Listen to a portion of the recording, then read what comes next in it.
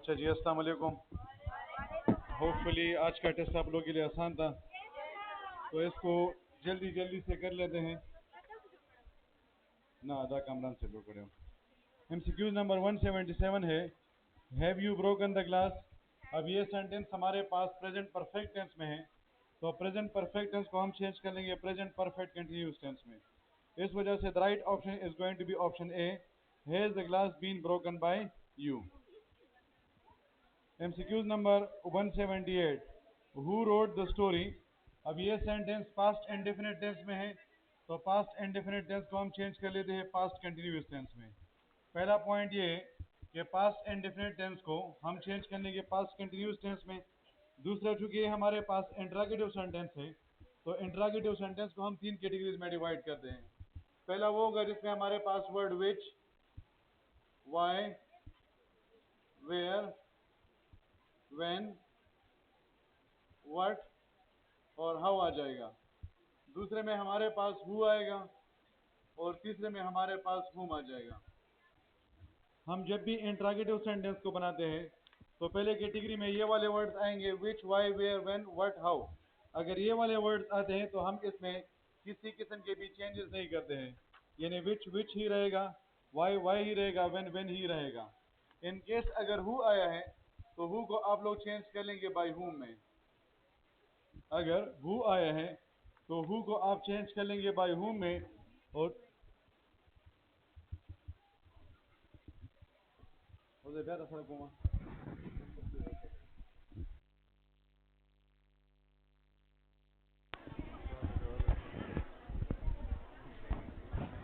Just में कहने बस स्टार्ट कमा। अच्छा, इंग्लिश के सेक्शन पे फोकस करें, थोड़ी सी एक्टिंग कर लेते हैं जैसे कि अभी हमने शुरू कर लिया है। मजबूरी है, सही है, क्योंकि जो स्टूडेंट्स अवेलेबल नहीं है फिर वो रिकॉर्डिंग देखते हैं। तो इंग्लिश के सेक्शन को स्टार्ट करते हैं बाकायदा बिस्मिल्लाह के साथ। एमसीक्यूज नंबर 177 हमारे पास है, have you broken the glass. तो हम ये पॉइंट डिस्कस कर रहे थे कि जब भी हमारे पास कोई सेंटेंस प्रेजेंट परफेक्ट टेंस में आता है तो प्रेजेंट परफेक्ट टेंस को हम चेंज कर लेते हैं प्रेजेंट परफेक्ट कंटिन्यूअस टेंस में। याद रखिए, इसमें हमारे पास दो हेल्पिंग वर्ब्स हैं, एक हैज बीन है और दूसरा हमारे पास हैव बीन है। तो हैज बीन को हम यूज करते हैं सिंगुलर के साथ और हैव बीन को हम यूज करते हैं प्लूरल के साथ। सेंटेंस में हमने यू के साथ हैव लगाया है क्योंकि यू हमारे पास प्लूरल है, लेकिन जब इस सेंटेंस को हम चेंज करेंगे तो इसमें हमारे पास जो राइट ऑप्शन आएगा that is option A, has the glass been broken by you. याद रखें कि यहाँ पर द ग्लास हमारे पास सिंगुलर है, इस वजह से हमने इसको इसके साथ हैज लगा लिया है। अच्छा, ये पॉइंट भी याद रखिए, एक हमारे पास सिंपल वर्ब होता है, एक हमारे पास कंपाउंड वर्ब होता है। एक होता है सिंपल वर्ब, दूसरा होता है कंपाउंड वर्ब। फॉर एग्जांपल अगर मैं लेता हूं कि इज, वाज, वेल वगैरह, ये हमारे पास सिंपल वर्ब्स हैं। सिंपल वर्ब हमारे पास वो वर्ब होता है जो सिर्फ और सिर्फ एक वर्ड से बना हुआ होता है, और कंपाउंड वर्ब वो वर्ब होता है जिसको हम दो या दो से ज्यादा वर्ड से बनाते हैं। फॉर एग्जाम्पल हमारे पास आ जाए हैज बीन, या हमारे पास आ जाए वेल हैव बीन। अब ये हमारे पास कंपाउंड वर्ब्स हैं क्योंकि हम देख सकते हैं कि ये दो या दो से ज्यादा वर्ड से बने हैं। अब जब भी आप लोग के पास कंपाउंड वर्ब आएगा तो आप इसको स्प्लिट करेंगे। स्प्लिट, एक हिस्सा आप लोग के पास ऑब्जेक्ट से पहले आएगा और एक हिस्सा आप लोग के पास ऑब्जेक्ट के बाद आएगा। इस पॉइंट को फिर से सुने कि जब भी कंपाउंड वर्ब आएगा तो आप इसको स्प्लिट करेंगे, एक हिस्सा ऑब्जेक्ट से पहले आ जाएगा और एक हिस्सा ऑब्जेक्ट के बाद आ जाएगा। यानी अगर ये सेंटेंस इस तरह होता कि has been the glass broken by you, तो ये गलत होता। ये हमारे पास ठीक इस वजह से है क्योंकि हम कहते हैं कि has the glass been broken by you. So option A is the right option. MCQs number 178, who wrote the story. ये हमारे पास इंट्रागेटिव सेंटेंस है और इंट्रागेटिव सेंटेंस को हम तीन तरीकों से बनाते हैं। पहले कैटेगरी में हमारे पास ये वाले वर्ड्स आते हैं, विच, वाई, वेयर, व्हेन, व्हाट और हाउ। जब भी ये वर्ड्स आएंगे तो हम इनमें किसी किस्म की भी चेंजेस नहीं करेंगे। मतलब ये है कि व्हेन ही रहेगा, वाई ही रहेगा और वेयर ही रहेगा। तो इन वर्ड्स में हम किसी किस्म का भी चेंज नहीं करते हैं। फिर कैटेगरी नंबर 2 में हमारे पास हु आता है, तो हु को हम चेंज कर लेंगे बाय हुम में। और कैटेगरी नंबर 3 में हुम आता है, हुम को चेंज किया जाता है हु में। हुम को आप लोग चेंज करेंगे हु में और हु को आप चेंज कर लेंगे बाय हुम में। और चूंकि ये सेंटेंस हमारे पास पास्ट इंडेफिनिट टेंस में है, एक हमारे पास होता है present indefinite. Present indefinite tense में first form of the verb आता है। अगर second form of the verb आता है तो ये सेंटेंस पास्ट इंडेफिनिट है, और पास्ट इंडेफिनिट टेंस को आप चेंज करेंगे पास्ट कंटिन्यूअस टेंस में। पास्ट कंटिन्यूअस टेंस में दो हेल्पिंग वर्ब्स हैं, एक वाज है, दूसरा वर है। वाज यूज होता है सिंगुलर के साथ और वर यूज होता है प्लूरल के साथ। तो चूंकि यहाँ पर हमारे पास हुम जो है वो सिंगुलर के लिए यूज हुआ है, that is why the right option is option A. MCQs number 179, shut the door. ये हमारे पास इंपेरेटिव सेंटेंस है। हमारे पास बाकी जितने भी सेंटेंसेस होते हैं वो नाउन या प्रोनाउन से शुरू होते हैं, लेकिन इंपेरेटिव सेंटेंस वाहिद ऐसा सेंटेंस है जिसको हम वर्ब से डायरेक्टली शुरू करते हैं। और ये भी याद रखें कि आप इसको हमेशा first form of the verb से शुरू करेंगे। आप इसके साथ S, E S, D E D या आई एन जी वगैरह को यूज नहीं कर सकते हैं। इंपेरेटिव सेंटेंस के बारे में ये पॉइंट जरूर याद रखें कि हम हमेशा इसको first form of the verb से शुरू करते हैं। जब भी इंपेरेटिव सेंटेंस आएगा तो आप उसको चेंज करने के लिए फार्मूला अप्लाई करते हैं लॉ ऑफ 3 का। लॉ ऑफ 3 में एल का मतलब होता है लेट, ओ का मतलब होता है ऑब्जेक्ट, बी का मतलब होता है बीई, और 3 का मतलब होता है third form of the verb. मतलब ये कि पहले आप लोगों ने लेट लगाना है, फिर उसके बाद आप लोगों ने ऑब्जेक्ट लगाना है, फिर उसके बाद आप लोगों ने बी लगाना है, और फिर उसके बाद आप लोगों ने third form of the verb को यूज करना है। अब इसमें हमारे पास जो राइट ऑप्शन है that is option B, let the door be shut. देखिए हमारे पास दो किस्म के वर्ब्स होते हैं, एक को हम कहते हैं रेगुलर वर्ब्स और दूसरे को हम कहते हैं इररेगुलर वर्ब्स। फॉर एग्जांपल अगर मैं लेता हूं कि प्ले, प्लेड, प्लेड, ये हमारे पास रेगुलर वर्ब्स होते हैं। रेगुलर वर्ब्स वो वाले वर्ब्स होते हैं जिसका सेकंड और थर्ड फॉर्म डी या ईडी के जरिए से बनता है। दूसरा हमारे पास इररेगुलर वर्ब होते हैं। फॉर एग्जांपल हम लेते हैं कि पुट, पुट, पुट, या फॉर एग्जांपल हम कहते हैं कि गो, वेंट, गॉन। अब वो वाला वर्ब जिसका सेकंड और थर्ड फॉर्म डी या ईडी के जरिए से नहीं बनता तो वो हमारे पास इररेगुलर वर्ब हो जाएगा। याद रखिए शट हमारे पास इररेगुलर वर्ब है, इसका फर्स्ट फॉर्म भी शट है, इसका सेकंड फॉर्म भी शट है, और इसका थर्ड फॉर्म भी शट है। That is why the right option is option B. अगर आप लोगों ने शटेड लिखा है तो आप लोगों ने कारनामा किया है, ठीक है। बोले बगी निश्चित तो खुश था कहीं बगे तो बगे वाचो खैर दे। हाँ, हमारा फोकस फुल स्टॉप पे नहीं है, हमारा फोकस बाकी सेंटेंस के रूल्स पे है। ठीक जुआ खपश का सिंगा खपके का टेस्ट दे बोलो। हाँ, MCQs number 180, let him do this work. तो इसमें हमारे पास आ जाएगा late this work be done by him. असल में इसमें हमारे पास जो वर्ब आए हैं उसमें हमारे पास 2 ऑब्जेक्ट्स आए हैं।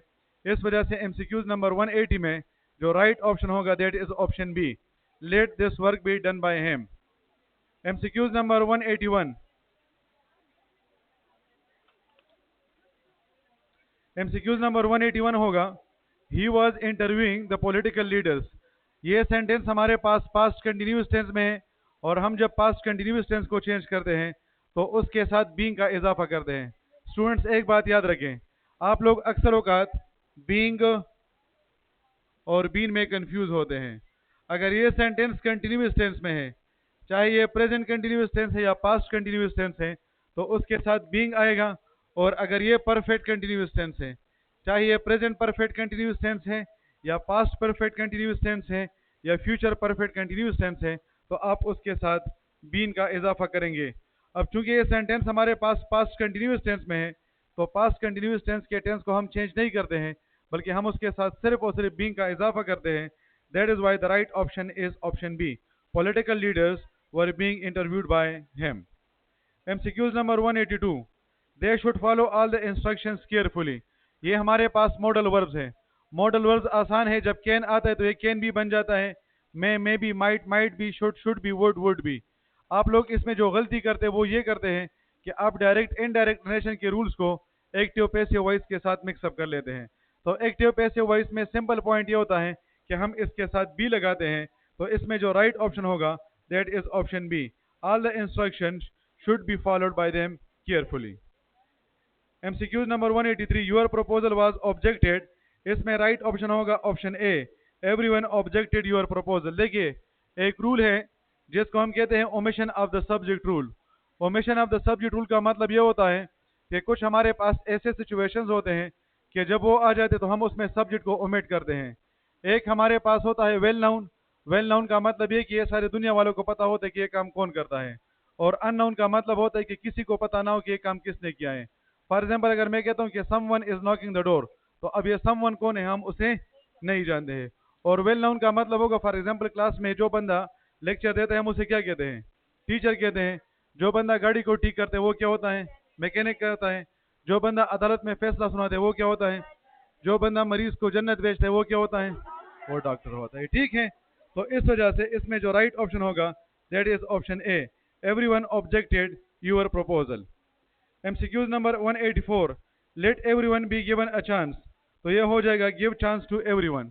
असल में ज़रूरी नहीं कि सेंटेंस हमेशा एक्टिव वॉइस में होगा, कभी कभार वो पैसिव वॉइस में आ जाते हैं और आपने उसको एक्टिव वॉइस में चेंज करना होगा।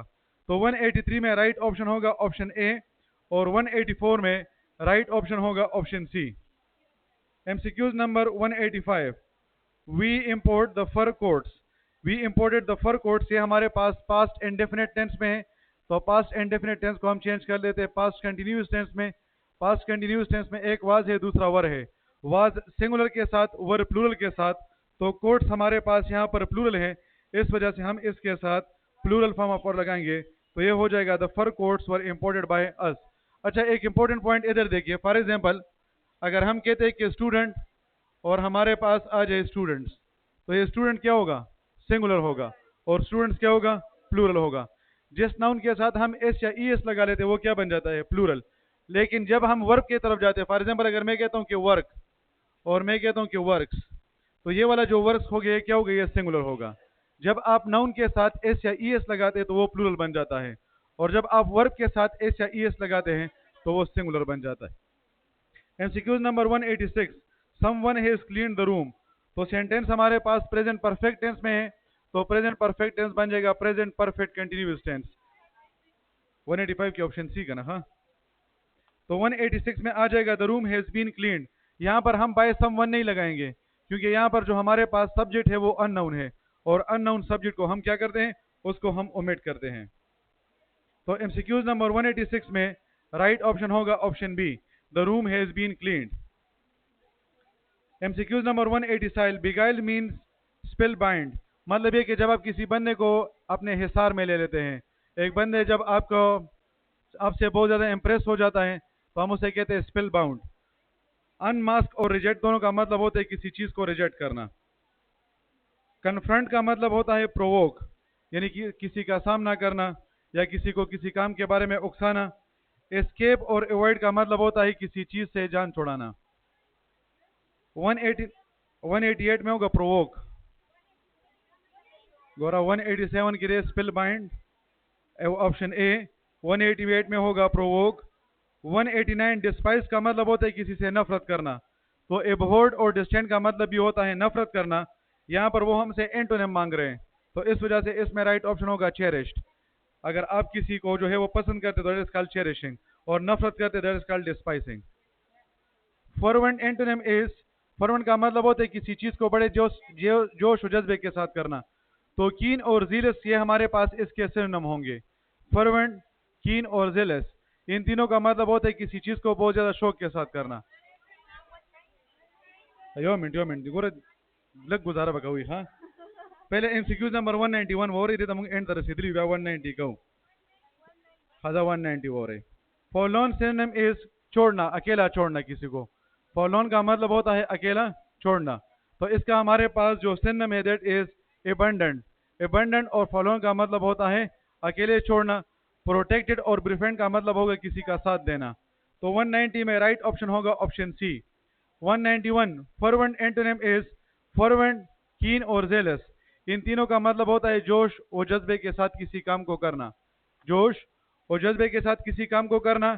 इसका हमारे पास एंटोनिम होगा ऑब्जेक्टिव। एक होता है सब्जेक्टिव, दूसरा होता है ऑब्जेक्टिव। जब आप किसी चीज में अपने फीलिंग्स को शामिल करते हैं वो सब्जेक्टिव होता है, जब आप किसी चीज में फीलिंग को शामिल नहीं करते वो ऑब्जेक्टिव हो जाएगा। So the right option is option B. माइरेट एंटोनिम इज, अच्छा माइरेट का मतलब होता है मिक्स्ड या मल्टीपल। जिन चीज़ों को हम आपस में मिक्सअप कर लेते हैं या मुख्तलिफ किस्म की चीज़ों को हम आपस में कंबाइन कर लेते हैं तो हम उसे माइरेट कहते हैं। इसका हमारे पास एंटोनिम आ जाएगा सेम। सेगेसिटी का मतलब होता है विजडम, अक्लमंदी हम जिसे कहते हैं। सेगेशियस हमारे पास वो बंदा होता है जिसको हम आलिम कहते हैं। तो अब सेगेसिटी का मतलब होगा विजडम, ऑप्शन ए, और ऑप्शन सी का मतलब होगा बेवकूफ, फॉली और stupidity. MCQs number 194, we expect good news, इसमें राइट ऑप्शन कौन सा होगा? Option B, good news is expected by us. News हमारे पास सिंगुलर है, ये हमारे पास प्लूरल नहीं है, तो that is why the right option is option B. Hopefully no question.